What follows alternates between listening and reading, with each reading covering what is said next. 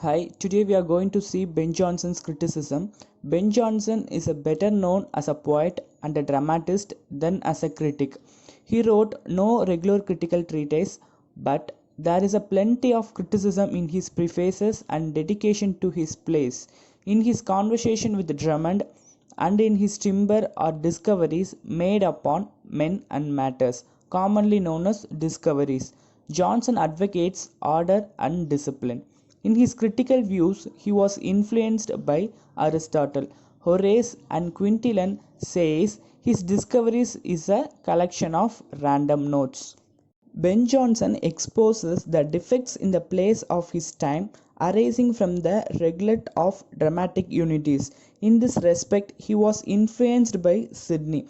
In his prologue to Everyman in His Humour, he notes how the unity of time is neglected as dramatist present, a child now swaddled to proceed to manhood and then shoot past with threescore years. Historical plays represent decisive wars with three rusty swords and bombastic words. The chorus wafts the audience over vast seas by using bombastic words. It all appears absurd to Jonson. Ben Jonson says that comedy must be realistic. It must pour ridicule on the weakness and follies of men, not deal with the crimes.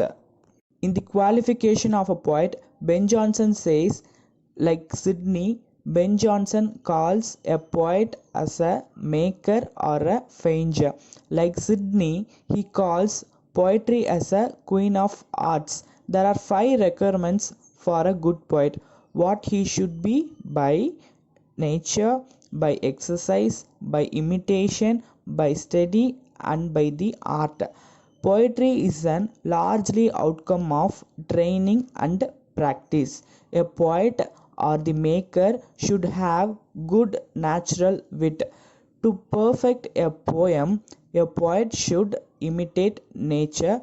He can also imitate what others have said. Jonson also asks poet to study whatever he wants. He believes in Bacon's statement, reading maketh a man full man.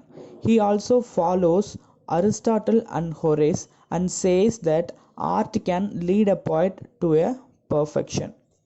In his observation on style, Ben Jonson is against the Elizabethan use of extravagant expression. He has no use for words for their own sake. Words mean here is thoughts. Words are like the relation between body and the soul. Words are lifeless without soul. It should be used aptly. To use words, one should require three necessities: to read the best authors, observe the best speakers, and exercise of his own. He repeats his remarks on imitation when he talks about reading the best author. He thinks that our mind and memory should be sharpened when we read other writers. The same will happen when the writer listens to a good speech. A writer should not be content with the first word and with the first arrangement of words. He should revise them repeatedly and arrive at the best. A writer should write for the learned people. He can use ancient words which are majestic. In his critical works, Ben Jonson estimates Bacon and Shakespeare, whereas Ben Jonson talks about Montaigne, Spenser, Marlowe, Sidney, Donne, Bacon, and Shakespeare, whereas Bacon passes the test fully. According to Ben Jonson, Bacon spoke very neatly, more weightedly, and suffered less emptiness and idleness. His own writing resembled Bacon. According to Jonson, Bacon would say 20 things in 10 words. Shakespeare is an honest and open natured poet. He has a brave notion and gentle expression in his work. He has a powerful wit. He frames his own rules with his wit and he succeeds. He has a more virtue than vices. He is someone to be praised than to be pardoned. Next, Ben Jonson talks about his liberal concept of rules. Ben Jonson also talks about the rules given by the ancient. He wants a writer to read and learn as much as possible.